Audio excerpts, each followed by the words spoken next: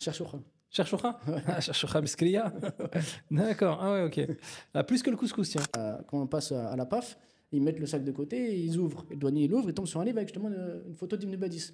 Il dit à mon fils, tu le connais lui? Si dès que tu arrives, tu te sens à l'aise parce que les gens t'accueillent en fait comme un invité.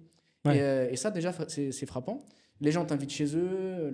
La première fois que je suis venu, Et toi qui as donc visité l'Algérie depuis 2005 assez régulièrement, ouais. est-ce que tu as ressenti une accélération, un tournant ces dernières années?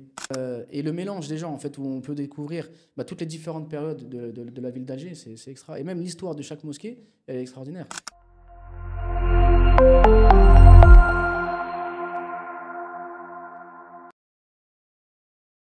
Bienvenue dans notre nouvel épisode de l'émission DZ Soft Power, l'émission qui a pour objectif de partager des ondes positives à propos de l'Algérie, qui est malheureusement souvent peu appréciée à sa juste valeur. Et pour cette émission, j'ai le plaisir d'inviter Thomas, que je vais présenter rapidement en quelques mots. Tu me dis si c'est bon ou pas. Alors, tu as une librairie en région parisienne, une maison d'édition. Exactement. Et tu crées également du contenu, et en ce moment particulièrement concernant l'Algérie. Exactement. Alors, quel a été ton déclic? Qu'est-ce qui a fait que tu as voulu faire ces émissions ou ces vidéos concernant l'Algérie, et quel est ton lien plus globalement avec l'Algérie? D'accord. Donc, comme tu l'as dit, je m'appelle Thomas, je viens de France. J'ai une librairie donc, à Argenteuil, 2 maisons d'édition. Et au fur et à mesure donc, de mes lectures, j'ai découvert des grands auteurs algériens, comme Malek Ben Nabi, comme Ibn Badis, Bachir Ebrahimi, ou bien l'association des ulama de manière générale. Et donc, ça m'a donné une attache, on va dire, intellectuelle ou spirituelle avec l'Algérie, que je connaissais déjà, parce que ma femme est d'origine algérienne. Et donc, je viens en Algérie depuis déjà 2005. Mais je n'avais pas forcément cette connaissance de l'histoire ou de la culture qu'il y avait en Algérie. Je l'ai découvert à travers la lecture de livres en France. Et ça m'a donné donc envie de venir en Algérie pour en savoir un peu plus, découvrir ces grandes personnalités. Et en venant donc régulièrement à Alger, en rencontrant donc des descendants de Bachir Ebrahimi en l'occurrence, et donc en me promenant dans les rues d'Alger, que ce soit la Casbah ou autre, j'ai découvert en fait un musée à ciel ouvert. Et j'étais étonné de tout ce qu'on pouvait découvrir au niveau de l'histoire, mais surtout que les gens ne s'y intéressaient pas forcément, ou bien les gens ne connaissaient pas. Et donc j'ai commencé à faire quelques petites vidéos comme ça, rapides, pour montrer un peu ce qui me plaisait, ce que je découvrais. Et ça a plu, ça donnait envie aux gens d'en savoir un peu plus. Et donc moi aussi, comme j'aime bien fouiner l'histoire, ça me passionne. Et ben à chaque fois que je reviens, je découvre des nouvelles choses et je les partage. Ouais, très honnêtement, moi, pareil, j'aime bien tout ce qui est ancien, et c'est vrai qu'en arrivant en Algérie, et en particulier à Alger, tu as vraiment le sentiment d'être comme un peu dans une chasse au trésor. Exactement. Où tu vas aller grappiller ça et là des petits faits ou des anecdotes ou des petits monuments cachés qui sont très peu connus. Notamment quand tu te balades, alors je pense un peu partout, tu vas m'en dire davantage, mais à Bab el-Zone par exemple, quand tu marches au niveau du sol, tu retrouves des noms d'anciennes enseignes qui étaient présentes. Alors j'ai plus les noms en tête, mais t'en as plein comme ça. Tu as toutes les enseignes qui étaient pendant la période coloniale, mais tu as aussi par exemple dans la rue de Bab el-Zone une plaque sur le côté gauche, on ne fait pas forcément attention, qui est une plaque de la période romaine qui indique le nom de la ville, donc Icosium, etc. Tout à fait. Et en fait, partout comme ça dans la ville d'Alger, tu découvres des petits détails auxquels personne ne fait forcément attention. Ou bien tu découvres même des restes d'une mosquée ancienne qui n'est plus là, une bâtisse qui a été construite par-dessus, mais il reste encore une trace du minaret ou autre qui t'indique qu'il y avait une mosquée à cet endroit-là. Donc en fait, et dès que tu fais des recherches, tu trouves énormément d'anecdotes historiques extraordinaires. Et même quand tu rencontres les gens, parce que les gens sont faciles d'accès, c'est pas comme en France ou dans d'autres pays où il y a souvent une barrière, il faut que les gens commencent à te faire confiance pour se livrer. Ben là, tu trouves des générations qui ont vécu des moments difficiles et qui ont une culture immense. Et dès que tu parles avec eux, ils te livrent les secrets de leur vie, les secrets de leur ville.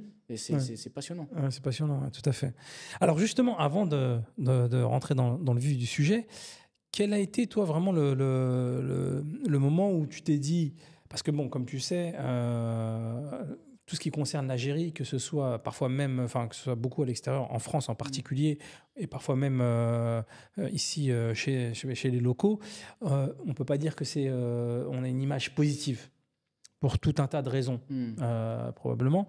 Et toi, quelle était déjà l'image que tu avais de l'Algérie avant de passer le pas, de franchir et de dire je vais le visiter? Et ensuite, qu'est-ce qui À quel moment tu t'es dit, bon, bah, ça me donne envie, malgré, parce que j'imagine que tu as une famille française, chrétienne en plus, catholique. Donc, comment tu as fait, tu as passé le pas et comment... Alors moi, j'avais pas du tout d'idée préconçue sur l'Algérie. Donc j'avais pas du tout une idée négative, etc. Bien que, effectivement, quand on regarde les médias, il peut y avoir donc, des préjugés qui sont récurrents. Mais moi, j'avais pas d'idée particulière. Donc quand je suis venu vraiment comme ça pour découvrir. Et tout de suite, j'ai trouvé les gens hyper accueillants, extrêmement gentils. Et je pense que d'ailleurs, toute personne qui vient ici est surpris par ça. Parce que j'ai déjà voyagé dans d'autres pays.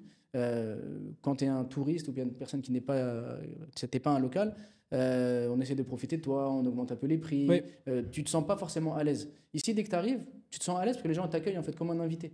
Et ça, déjà, c'est frappant. Les gens t'invitent chez eux. La première fois que je suis venu, j'étais invité tous les soirs à manger chez quelqu'un. Dès que je discutais avec quelqu'un, ah, t'es français, converti à l'islam, vas-y, viens à la maison, etc. Il me présentait à ses parents, à sa famille. Donc tout de suite, j'ai trouvé un accueil extrêmement chaleureux. Et ce qui fait que ça m'a lié tout de suite à l'Algérie. En fait, tu as des relations humaines qui sont faciles. Et ça, c'est précieux parce que tu le retrouves quasiment nulle part ailleurs. C'est rare dans un pays que tu puisses être tout de suite accueilli. Dans d'autres pays, il faut d'abord que tu fasses tes preuves ou que tu commences à rencontrer des gens. À force de discussion, tu crées des amitiés. Mais si une simple personne avec qui tu discutes 5 minutes, tu finis au café avec lui et après vous échangez vos numéros de téléphone et tu peux carrément aller dormir chez lui le soir même. Tu ne trouves pas ça ailleurs. Et maintenant que je viens très régulièrement, parce que ça fait 2 ans que je viens quasiment une fois par mois, en fait, quel que soit le quartier où tu vas, quelle que soit la ville dans laquelle tu vas, soit les personnes avec qui tu rencontres, les relations sont simples, humaines, fraternelles.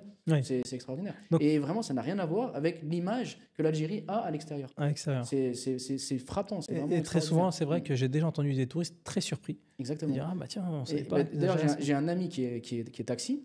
Et donc, il travaille avec un hôtel qui lui envoie à chaque fois les touristes qui viennent, que ce soit des touristes de France, d'Allemagne, d'Australie, même de pays d'Amérique latine. Et tous lui disent, on n'a jamais vu un pays comme ça. On a voyagé dans le monde arabe, on est parti en Égypte, on est parti à tel pays, tel pays. On n'a jamais été accueillis comme ici. En fait, partout où on va, les relations sont faciles. Et ça, c'est vraiment, je pense, la force de l'Algérie. C'est la douceur et la gentillesse des gens. Ouais, la proximité, leur générosité, simplicité, tout à fait d'accord. Et toi qui as donc visité l'Algérie depuis 2005 assez régulièrement, est-ce que tu as ressenti une accélération, un tournant ces dernières années? En fait, j'ai remarqué, pour venir régulièrement, qu'au moment où il y a le sommet arabe, Alger a été complètement nettoyé. Depuis, c'est resté extrêmement propre. Et il y a un dynamisme économique, etc., qui se voit en fait. À chaque fois que je viens, je vois que déjà, juste le ravalement dans la ville d'Alger, la ville est de plus en plus belle. Et puis, c'est actif, les gens qu'ils sont motivés, qu'il y a un véritable dynamisme économique. Et c'est flagrant, c'est vraiment flagrant. On peut le dater après Hirak, tu penses, à peu près? Moi, je dirais en tout cas après le sommet arabe. Après le sommet arabe. Lorsqu'il y avait eu le sommet arabe, j'ai plus la date en tête. Je crois que c'était 2022 peut-être. Enfin, peut-être que je me trompe. En tout cas, à partir de ce moment-là, il y a eu une véritable accélération. Accélération à ce moment-là. D'accord. Parmi justement ce que tu as eu le plaisir de découvrir, quel est le fait historique qui t'a on va dire, le plus interpellé, qui a le plus résonné en toi en étant sur place? Alors, franchement, il y en a énormément. C'est dur de réduire à un fait historique. Mais la mosquée de Ketchaoua. La mosquée de Ketchaoua, pourquoi? Parce que c'était une mosquée avant la colonisation. Quand les colons sont arrivés et qu'ils ont commencé à raser une partie de la ville pour pouvoir s'installer. Donc toute la Casbah basse. Voilà, exactement. Eh bien, ils ont voulu détruire la mosquée. La population d'Alger s'est mobilisée, sont rentrés dans la mosquée pour empêcher la destruction. Ils ont été massacrés. Ensuite, ça a été transformé d'abord en écurie, etc. Puis la mosquée a été rasée. Et ils ont construit par-dessus une cathédrale, la cathédrale Saint-Philippe, qui était donc pendant toute la colonisation un lieu de culte catholique. Et au moment de l'indépendance, elle a été retransformée en mosquée, non pas sur les vestiges anciens, mais sur on va dire le monument de cathédrale. Et donc déjà, quand on rentre dedans, c'est impressionnant d'être en fait dans une cathédrale qui redevient une mosquée. Et surtout, au moment de l'indépendance, c'est la première mosquée dans laquelle il y a la khutba Jumu'ah. Et c'est le Cheikh Bachir Ibrahimi, donc, qui est une grande figure de l'association des ulama, qui a donné toute sa vie, tout son temps, toute son énergie, toute sa connaissance pour pouvoir libérer les esprits avant de libérer les corps. C'est lui qui est choisi pour célébrer la première prière de l'indépendance. Et d'ailleurs, on peut lire le sermon, donc il est disponible sur Internet, qui est un sermon très fort. Et en fait, pour moi, le symbole, il est énorme. C'est-à-dire, un homme qui a tout donné et une mosquée ancestrale qui a été transformée en cathédrale, qui redevient une mosquée. Et donc ça, c'est vraiment quelque chose de fort. Un message fort. Voilà, c'est quelque chose de fort. Voilà. Tout à fait. Ouais, tout à fait. Alors, en sachant que la mosquée de Ketchaoua, qui signifie plateau de chef, je crois, en turc, c'était daté de l'ère ottomane, je crois. Ouais. C'est ça.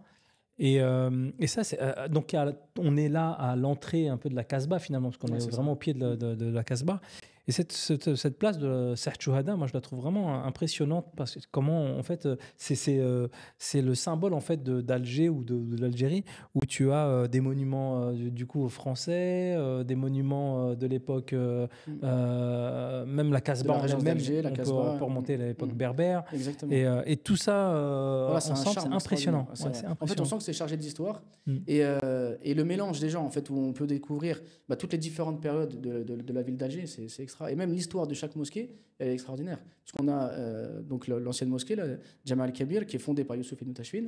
Après, on a Jama al-Jadid, qui est fondée par des navigateurs de la régence d'Alger. On a la mosquée Ali Bichin, qui est fondée par un Italien converti à l'islam, qui a construit cette mosquée un peu comme une dot pour la femme d'origine kabyle qui voulait épouser. La mosquée de Ketchaoua, puis après, on a les hauteurs avec la Casbah. Non, c'est un lieu c'est impressionnant. Et après, quand on entend l'Éden, et quand il y a tous les Éden sur cette place, c'est extra. C'est fort, ça. Ah, c'est très très fort. Non, bien vu, bien vu. Alors, je vais faire un petit jeu. Tu sais, ici en Algérie, souvent on donne les noms anciens, les noms français, notamment les noms des rues. Ok. Je te donne des noms de rues. Tu arriveras à me donner l'équivalent Je sais pas, mais moi je peux te faire le test. Moi. À quoi ça correspond, vas-y. Moi je peux te faire le test. Comment la place de l'émir Abdelkader?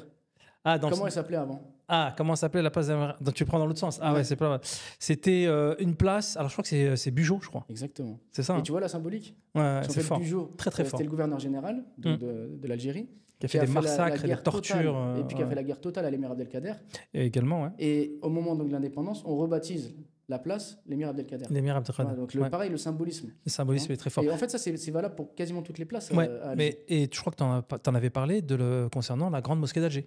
Exactement. Avec la vigerie. Exactement. Et ça, tu peux nous raconter ça justement, quand j'ai hésité entre Ketchaoua et ça. Tu vois, parce que ça aussi, c'est extrêmement, extrêmement fort. En fait, au moment donc, de la colonisation, quand les Français arrivent, donc le cardinal de la Vigerie, qui est donc un religieux catholique qui est là pour une mission, c'est un missionnaire, il arrive donc sur cette place où il y a la grande mosquée actuellement, et il dit « Où es-tu, Mohamed ?»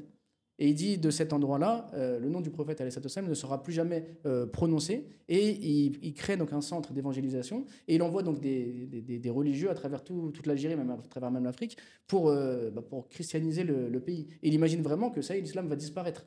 Et subhanallah, au moment de l'indépendance, donc juste après, le quartier qui s'appelait donc la Vigerie, en référence à cet homme, s'appelle Mohammedia. Donc déjà, il y a un premier symbolisme. Et ensuite, donc de ce lieu-là, dans lequel le nom du prophète ne devrait plus jamais résonner, on construit la plus grande mosquée. Donc il y a quand même la plus grande mosquée d'Afrique, la troisième plus grande mosquée au monde. Et donc le nom du prophète est prononcé quotidiennement, déjà 5 fois par jour avec l'adhan, mais même tout au long de la journée. Donc le symbolisme qu'il y a derrière, il est extraordinaire. Puissant. Il est extraordinaire. Et ça, c'est important de le savoir. Pourquoi ? Parce que souvent, avant que la mosquée soit construite, dans les réseaux sociaux, on entendait des critiques en disant pourquoi dépenser autant d'argent, etc.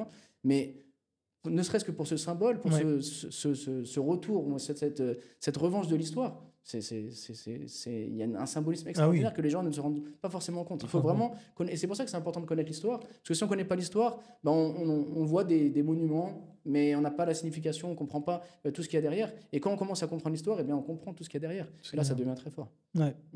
Ouais, tout à fait. Non, c'est super important de rappeler ça, par exemple. Parce qu'aujourd'hui, encore, on entend parfois le terme à la vigerie, ainsi de suite. Exactement. Alors que Bugeaud, on l'entend moins, par contre. Bugeaud, je n'ai jamais entendu place Bugeaud ou autre.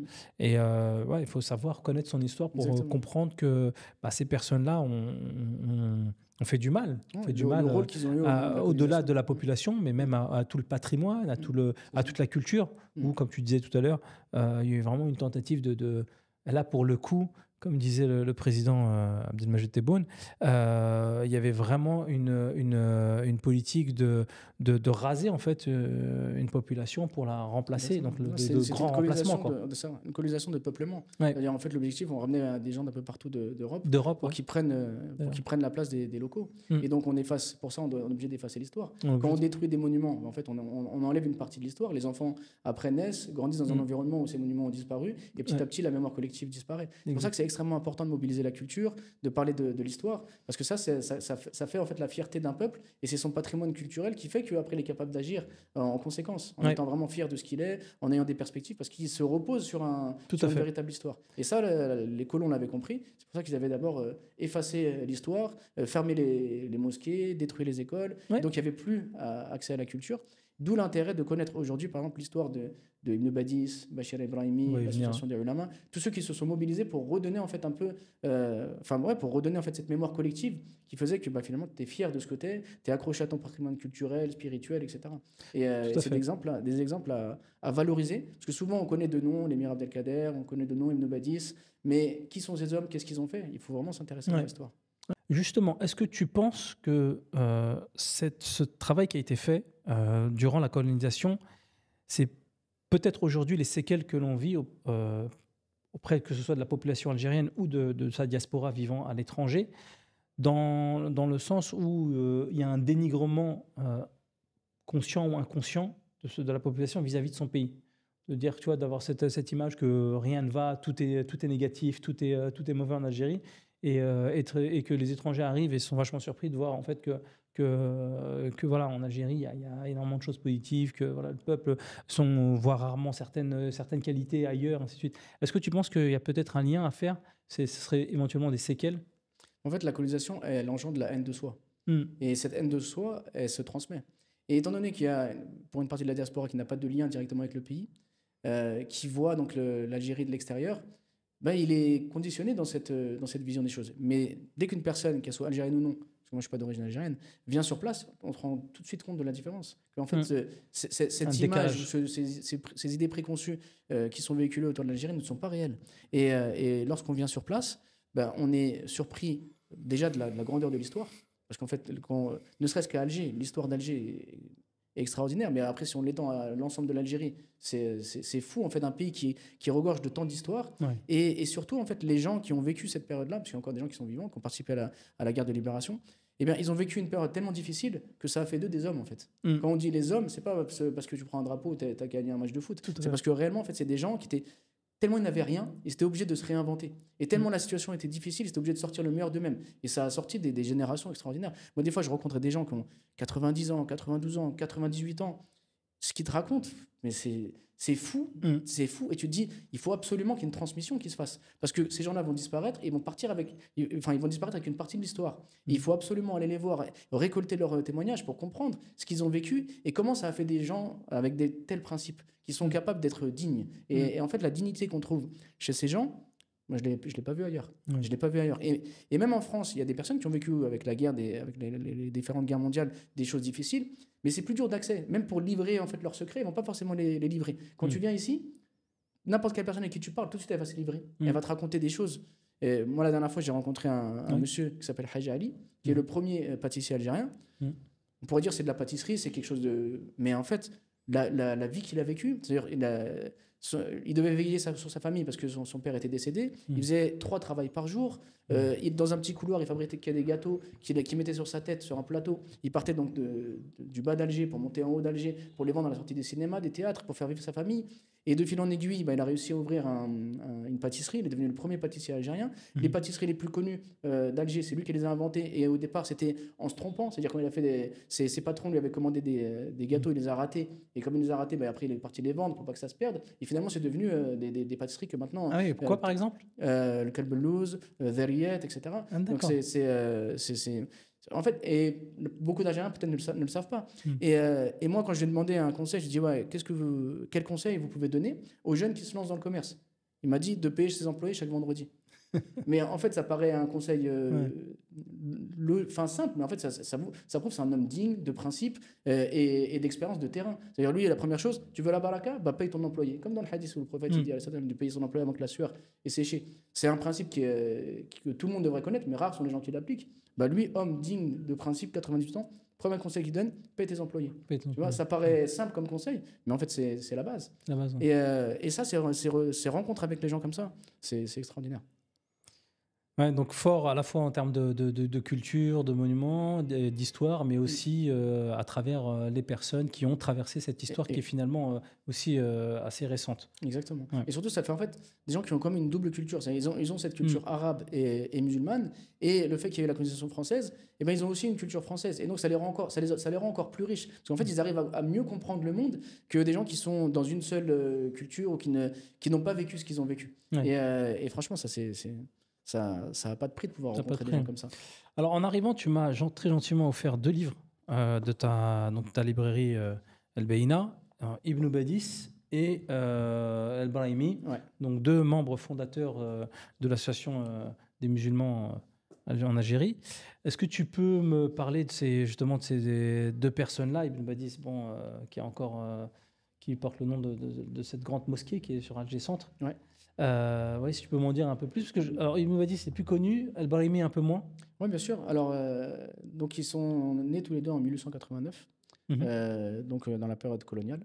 Ils ont trouvé un pays dans lequel les gens étaient acculturés, n'avaient plus accès à la langue arabe, n'avaient plus accès à leur histoire, étaient déconnectés même du monde, puisque maintenant l'Algérie était française avec 3 départements, donc elle n'était plus liée au Maghreb, elle n'était plus liée au monde arabe.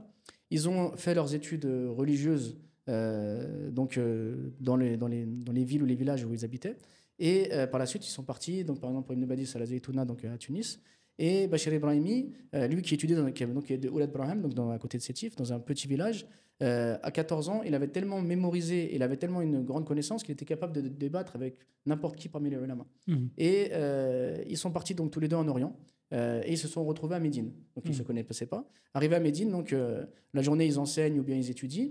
Et la nuit ils se retrouvent, ils discutent de la situation de l'Algérie. Et donc ils se posent la question de savoir est-ce qu'on doit rentrer en Algérie pour essayer de réveiller notre peuple, de participer, d'enseigner, ou bien est-ce qu'on reste en Orient tranquille, au calme, à l'abri donc des difficultés. Et donc là, il y a un shir d'origine indienne que Ibn Badis consulte, qui lui dit ta responsabilité, c'est de rentrer dans ton pays et d'aller enseigner, de participer en fait à une révolution culturelle et spirituelle. Et je dirais même c'est la responsabilité maintenant de la plupart de la diaspora. C'est vrai, exactement. De venir et de contribuer au développement de leur pays. C'est pour ça qu'il faut s'appuyer sur ces exemples, qu'il faut connaître ces exemples pour se rendre compte, tiens, mes ancêtres ont pris en cette responsabilité, mais moi, est-ce que je participe à transmettre le message comme ils l'ont fait, ou bien est-ce que je profite de mon petit confort de mon côté. Et d'ailleurs, le Cheikh Bachir Ibrahimi, il avait la chaire de langue arabe à Damas, il enseignait à la mosquée des Omeyyades, et il était tellement savant qu'il était apprécié de tous. S'il aurait voulu rester vivre en Orient et avoir une bonne rémunération, vivre tranquillement, il aurait pu le faire. Mais il savait que c'était une responsabilité qu'il avait sur ses épaules. Donc les deux sont rentrés en Algérie, et ils ont commencé à enseigner donc, chacun de leur côté. Et puis il y a eu en 1930 le centenaire de la colonisation. Et donc la France pensait que ça y est, l'Algérie lui appartenait, que l'avenir était pour elle. Et donc ça a fait comme un déclic chez Ibn Badis, Bachir Ibrahimi, en se disant c'est le moment de lancer cette association, de réunir en fait l'effort de tous les savants pour une action commune. Et donc, ils ont commencé à passer le message à l'ensemble donc, des personnes lettrées de l'Algérie pour tous se réunir, pour construire une association qui réunirait donc, les plus grands intellectuels, les plus grands militants, les plus grands savants, ou bien les gens qui avaient de l'argent, qui étaient prêts à participer financièrement. Et donc, en 1931, donc un an après, ils se sont réunis donc, à la place des Martyrs. Quand on passe à la place des Martyrs, il y a une plaque avec marqué Nadi Taraki. Je ne sais pas si tu as déjà fait attention. Non, je n'ai pas fait attention. Quand tu te mets sur la place des Martyrs et que tu regardes Marquet de Chawa, tout de suite en face de toi, il y a une plaque avec marqué Nadi Taraki. C'était en fait le cercle du progrès, un lieu dans lequel les associations se réunissaient. Et donc en 1931, des ulama venus donc, de l'Algérie entière se sont réunis et ont lancé officiellement l'association. Et après, donc, Ibn Badis, qui est devenu président, a réparti, donc, chacun selon son degré de compétence. Donc, il a envoyé donc Tayyab el-Orbi qui est resté à Alger, lui qui est parti à Constantine, et Bachir Ibrahimi qui a été envoyé à Tlemcen. Et donc, en fait, l'idée, c'était que tous ces savants puissent, dans différents endroits de l'Algérie, créer une dynamique de révolution intellectuelle, spirituelle, culturelle, en ouvrant des écoles. Et donc, chacun d'entre eux est parti ouvrir des écoles dans différents lieux de l'Algérie, avec bien sûr toutes les difficultés liées à l'administration coloniale, etc. Et l'objectif de ces écoles, c'était d'enseigner la langue arabe, qui n'était plus enseignée, de permettre aux jeunes filles qui n'avaient pas accès à l'éducation d'avoir accès à l'éducation, de permettre à l'ensemble des musulmans, quel que soit leur âge, d'avoir un lieu où ils peuvent apprendre, et de donner en fait tout ce qui permet de penser, de réfléchir, que ce soit donc la langue, comme on l'a dit, mais également l'histoire, pour en fait reconnecter l'Algérie au monde arabe et au monde musulman, et puis se rappeler de la riche histoire de ce pays, et enseigner bien sûr le Coran, le hadith, tout ce qui permet en fait à un individu d'être fier. Et on va dire leur axe de Darwa, si on peut dire, c'était l'islam est ma religion, la langue arabe est ma langue et l'Algérie est ma patrie. Et donc en fait c'était une révolution culturelle, spirituelle, intellectuelle pour redonner en fait l'identité. Et leur objectif c'était, en donnant peu de science, de générer beaucoup de conscience. Et c'est ce qu'ils ont fait. Pourquoi ? Parce que tous ceux qui sont passés par ces écoles, ils se sont en fait reconnectés avec leur passé, reconnectés avec leur identité. Et comme disait Malik Haddad, en 1954, quand les gens sont sortis pour commencer la guerre de libération, avant eux, il y avait la plume qui était passée par là pour justement redonner en fait cette dynamique que la colonisation avait cassée. Parce qu'on rappelle qu'avant que la France débarque, il y avait un taux d'alphabétisation en Algérie qui était supérieur. Bien sûr, on dit 98%. On dit 98% des gens savaient lire et écrire. Et ça passait beaucoup par les madrasas. Ça passait par les madrasas. Il y avait énormément d'écoles qui ont été détruites. Et ensuite, lorsque la France a quitté l'Algérie, quand elle s'est fait... Voilà, après la guerre d'indépendance, le taux était extrêmement faible. Je crois que c'est quelques pourcents. C'était vraiment... Exactement. C'est pour ça que leur effort était, si on peut dire, surhumain, parce qu'ils partaient en fait d'une difficulté avec l'administration coloniale qui les bloque, avec une population qui subit le code de l'indigénat, donc qui est privée de tout. Et malgré ça, ils ont réussi à construire des écoles, à enseigner aux jeunes filles, à enseigner aux jeunes garçons. Shir el-Bachir, quand il était à Dar el-Hadith, il donnait plus de 10 cours par jour. C'est-à-dire, il commençait le matin avec la Salat el-Fajr, ensuite il enseignait, et tout au long de la journée, il enseignait. Et en plus de l'école, ils avaient mobilisé le journalisme. C'est-à-dire qu'ils avaient ouvert des journaux avec leurs propres moyens, dans lesquels ils diffusaient leurs pensées. Et même le fils donc, de Bachir Ebrahimi, Dr Taleb Ebrahimi, qui a été ministre donc, des Affaires étrangères sous Boumedienne, qui était étudiant donc, de médecine à Alger, il a vu qu'il y avait beaucoup d'Algériens qui ne connaissaient pas la langue arabe, qui étaient francophones et donc qui n'avaient pas accès à la doctrine des ulama. Donc il a ouvert un journal en 1952 qui s'appelle Le Jeune Musulman, dans lequel en fait il vulgarisait la doctrine des ulama pour que même les francophones puissent y avoir accès. Donc vraiment avec les écoles ouvertes, l'enseignement, parce que les ulama étaient interdits de mosquées. Il y avait une circulaire donc, de la France qui interdisait aux ulama d'enseigner dans les mosquées. Donc finalement, normalement, la population ne pouvait pas avoir accès à leur doctrine. Mais en ouvrant des écoles, en allant dans les fêtes, dans les mariages, etc., en parlant publiquement dès que les Algériens se réunissaient, en faisant donc en lançant les journaux en arabe, en français, eh bien le message de l'islam en fait s'est répandu dans la population algérienne et a redonné la fierté à un peuple à qui on avait voulu la retirer.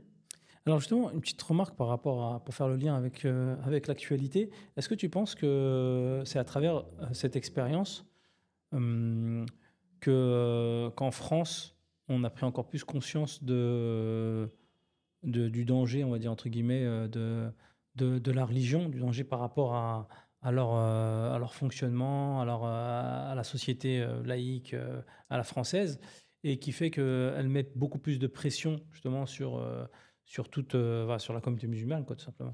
Ouais, après, je pense que c'est même plus loin que ça. C'est-à-dire, en fait, c'est toute une histoire. C'est-à-dire que la France, comme tous les pays qui avaient une tradition, la religion était centrale. C'est-à-dire qu'avant en fait, la Révolution française, il y avait l'église ou bien le monastère qui était au centre de la ville, qui enseignait aux plus pauvres, qui aidait socialement les populations qui étaient pauvres. Et les bourgeois qui avaient envie de s'émanciper, quand ils ont fait donc, la Révolution, ils ont commencé par casser la religion pour eux avoir un certain pouvoir total que la religion risquait de leur compromettre et de pouvoir avoir le dessus sur cette faible population. Et donc la religion a toujours été vue comme plus ou moins un problème. Et d'ailleurs, les premiers à avoir subi les conséquences de ça, c'était les catholiques, qui ont été privés de leurs biens, privés de l'enseignement. Beaucoup ont dû s'exiler, etc. Lorsque donc la France a colonisé l'Algérie, alors qu'il y avait la laïcité en France, elle a toujours refusé de l'appliquer en Algérie. Parce qu'en fait, appliquer la laïcité en Algérie, c'est donner aux musulmans la possibilité de gérer eux-mêmes leur culte et donc d'être totalement indépendants, d'avoir le waqf qui permettait donc d'avoir un autofinancement, etc. Et donc, parmi les revendications même des ulama, même quand ils sont venus en France, voir les politiques, c'était appliquer la loi de la laïcité de 1905 en Algérie pour qu'on puisse être libre. Donc il y a toujours eu, on va dire, une concurrence entre le politique et le religieux. Parce que ça permettait justement d'avoir une certaine indépendance. Et la religion libère l'homme. Et quand l'homme est libre, il ne se soumet pas à ce qui lui semble injuste. Donc c'est sûr que ça participe, on va dire, ça participe comment dire, à la répression, etc. Mais en même temps, il ne faut pas forcément que se focaliser sur ça. Pourquoi ? Parce que quand on étudie justement la dynamique des ulama, on voit que la plume a soumis les canons. On voit qu'en fait, avec l'éducation, eh bien, on arrive en fait à passer au-delà de toutes ces difficultés. Et si on commence à regarder ça à faire un focus sur ça, on dit ouais, tout le monde est contre nous, on va pas y arriver, etc. On tombe en fait dans que Malik Ben Nabi parle de la chose impossible. Tout le monde est contre nous, il y a l'islamophobie, on n'y arrivera pas, et donc finalement on se met en retrait, on participe pas. Mais nous, en tant que musulmans, on sait qu'on est une religion universelle avec des principes immuables. On ne doit pas s'enfermer dans ces choses-là, on doit toujours être dans l'optimisme et positif. Et si on sait que l'association des ulama, dans un moment extrêmement difficile, on réussit, en mobilisant l'éducation, à faire renaître toute une population, nous, on doit participer à ça, on doit toujours être optimiste et créer du lien avec les autres, dialoguer avec les autres. Parce que souvent, ce qui nous empêche d'avancer, c'est les préjugés que nous-mêmes on a, en pensant que les autres ne nous aiment pas. Mais souvent, quand on va vers l'autre, déjà, juste le fait de dire l'autre, déjà, c'est problématique. Mais quand on commence à se rencontrer, on se rend compte qu'on a plus de points communs et qu'on peut, en apprenant à se connaître, faire dialoguer, des choses vivre positives, ensemble, dialoguer, etc. Et c'est pour ça même, donc Malik Ben Nabi, qui est un grand penseur algérien, quand on lui a posé la question, quel est le rôle du musulman de ce siècle, il a dit se connaître lui-même. Parce que si tu ne te connais pas, tu ne sais pas d'où tu viens, tu ne pourras pas savoir où aller. Connaître l'autre, parce que si tu vis avec quelqu'un, il faut que tu connaisses ses centres d'intérêt, sa manière de penser. Et la dernière chose, qui est pour moi la plus importante, c'est se faire connaître. Parce que souvent, s'il y a des préjugés, c'est parce qu'en fait, on ne va pas vers l'autre, on ne se fait pas connaître. Donc on laisse la possibilité à l'autre de penser de manière négative à notre sujet. Donc, et en particulier pour revenir à l'Algérie, puisque l'Algérie a sur le plan international une image négative, aux Algériens de se faire connaître, de montrer, mais regarde notre pays. Et ça passe par quoi ? Par la transmission de la culture, la transmission de l'héritage spirituel, en disant, dans ce pays-là, il y a tout ça. Il y a eu cette histoire-là, il y a tel site, il y a telle personne, etc. Et je pense que ça peut favoriser... Et de créer des vidéos comme voilà, on fait, comme tu le fais et comme on essaie de le faire. Exactement. Alors, justement, quel est selon toi... on va dire le fait historique ou culturel propre à l'Algérie le plus ignoré parmi les gens de la diaspora? Au moment où tu te dis, tiens, ce sujet-là, c'est vraiment... beaucoup trop de monde l'ignore ou le méconnaissent. On en a déjà beaucoup parlé, mais je serais tenté de dire l'association des ulama. Ouais. Parce qu'en fait, quand on s'intéresse à l'histoire de l'Algérie, souvent on est focalisé sur la guerre de libération. Et il y a énormément de livres sur ça, c'est souvent enseigné, que ce soit à l'école ou bien même dans les médias, etc. Mais on ne vient pas à ce qui s'est passé avant. Ouais. Comment en fait les gens ont réussi à libérer leur corps ? Eh bien, la dynamique justement de libérer les esprits par tout ce travail intellectuel, culturel, de renouer en fait avec son patrimoine spirituel, c'est le fruit de l'association des ulama. Et ça, pour beaucoup dans la diaspora, c'est ignoré. Et alors que c'est là qu'on voit que l'islam et le nationalisme, ça a été en fait vraiment le terreau de cette identité qui a permis la libération. Et ça, c'est ignoré. Alors après, si on remonte encore plus loin, à la régence d'Alger, donc toute on va dire les frères Barberousse qui viennent... la période ottomane. Voilà, période ottomane, souvent il y a une confusion, les gens pensent que c'était... Parce que au départ, les frères Barberousse sont venus donc, à la rescousse, on va dire, aider la population d'Alger qui était menacée par l'Espagne.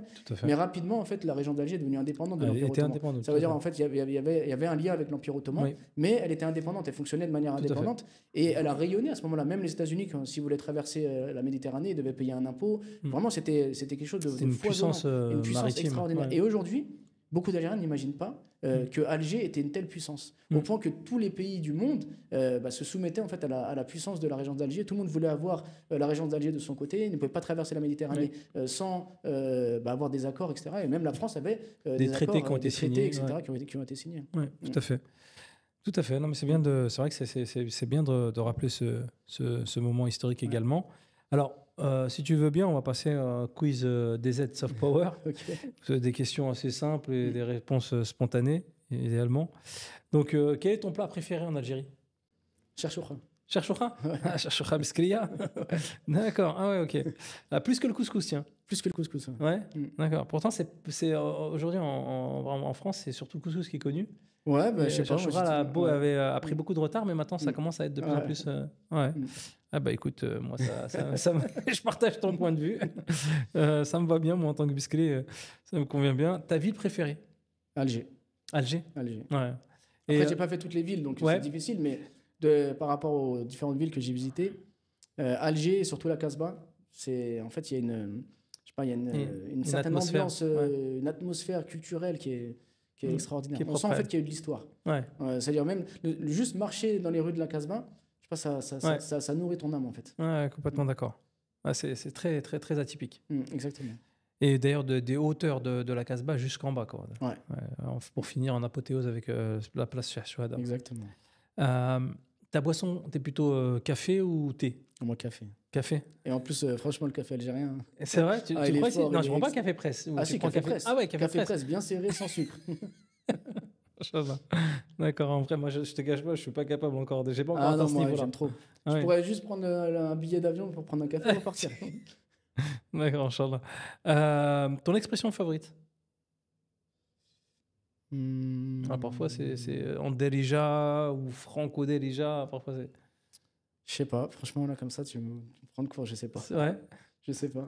D'accord. Bon, bah écoute, qu'est-ce qu'on pourrait te. Non, je pourrais dire, c'est ro, je sais pas, wesh ro. Ouais, c'est vrai, ro, qu'est-ce que. Ouais, il y en a tellement. Ouais, comme ça, j'ai pas une expression qui résonne. D'accord. Plutôt, du coup, alors, ton monument préféré? Mon monument préféré Jamal al-Kebir. Jamal al-Kebir. À la place des martyrs. Place des martyrs. D'accord. Personnalité numéro 1? Ibn Badis. Ibn Badis, on en a parlé. Très bien. Bon, bah, écoute, pour finir cet épisode, est-ce que tu aurais un message à adresser à toute la diaspora, donc les Algériens qui résident à l'étranger? De venir. Alors adresser. De venir découvrir leur pays, leur histoire, leur culture, leurs savants, les grands hommes qui ont marqué cette histoire, et de participer au développement de leur pays. Mais le développement, il n'est pas que économique. Il est surtout en fait culturel et historique. Il faut justement dépoussiérer un peu tout ce qui est devant nous pour le valoriser. Et justement, Bachir el-Brahimi, il avait une phrase, il disait: être fidèle à l'héritage des ancêtres, ce n'est pas collecter les cendres, mais en transmettre la flamme. Ouais. Et je pense que la responsabilité justement de la diaspora, c'est de participer à la transmission de cette flamme. Et ça, c'est en allant voir ses anciens, prendre leurs souvenirs, le faire connaître aux autres, en allant découvrir les différents lieux historiques. Et cette identité, elle est extrêmement importante. Et je dirais même, elle dépasse même les Algériens, dans le sens que l'islam, c'est universel. Et le patrimoine spirituel, culturel qu'il y a ici, moi qui ne suis pas algérien, il m'a touché, il m'a bouleversé, il me fait vivre au quotidien, il est inspirant. Il faut que la diaspora aussi revienne vers ça. Ouais, ça. Et d'ailleurs, tu me disais en off, justement, pour le coup, là, tu appliques parfaitement ce que tu viens de dire. C'est que tu étais en contact avec l'un des descendants du Shir et avec qui tu échangeais régulièrement. Exactement. En fait, j'ai la chance de connaître le docteur Ahmed Taleb Ibrahimi, mais également son fils Bachir et la famille de manière générale. Donc, c'est le fils de Bachir Ibrahimi, donc cet homme qui a tout donné pour l'Algérie. C'était également, il a été ministre sous Boumedienne et sous Chadli. Il a 93 ans aujourd'hui et il a une mémoire extraordinaire. Et en fait, en restant avec lui des heures, ça me permet de découvrir la valeur de ce pays, mais surtout la valeur des hommes qui ont fait que ce pays est aujourd'hui libre.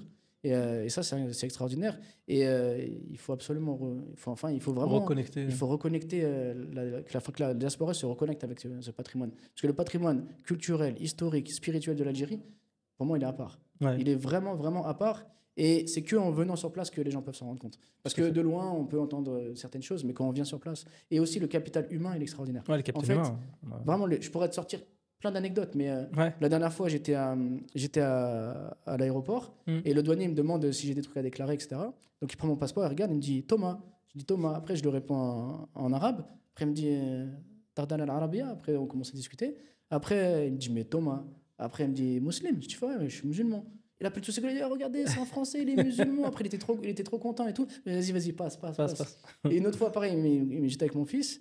Et donc, il y avait des livres dans mon sac. Donc là, quand on passe à la PAF, ils mettent le sac de côté, et ils ouvrent. Et le douanier, il ouvre, il tombe sur un livre avec justement une photo d'Ibn Badis.